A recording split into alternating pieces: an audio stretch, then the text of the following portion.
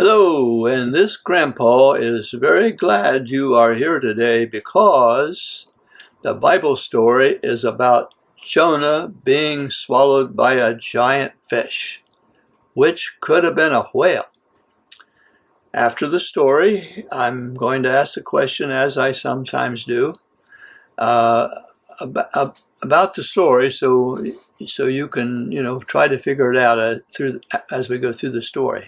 Here's the question. What did Jonah do to obey God after the giant fish vomited him up on the ground?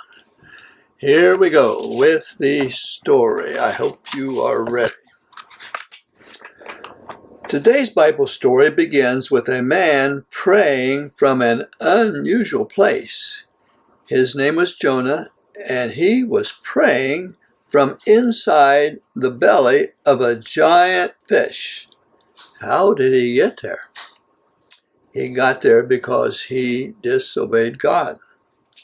Jonah was a prophet, and God told him to go to a wicked city called Nineveh and warn the people that God's judgment was about to fall upon them because of their many sins. Jonah did not like the people of Nineveh, and he tried to run away from God's call. Not a good idea, Jonah. He got on a ship that would take him to a different place, but a great storm came up while he was at sea. It was so bad the ship was in danger of sinking.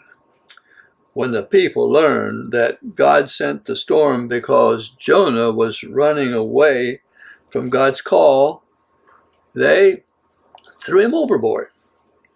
As soon as Jonah hit the water, the storm stopped, and there was a great calm.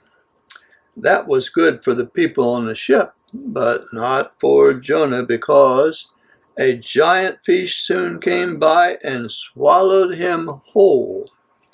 Jonah lived inside the belly of that fish for 3 days and 3 nights. He had to be miserable, and he prayed for God's mercy and God's help. Did God answer his prayer? Yes. The Bible says the fish vomited Jonah right up on the ground.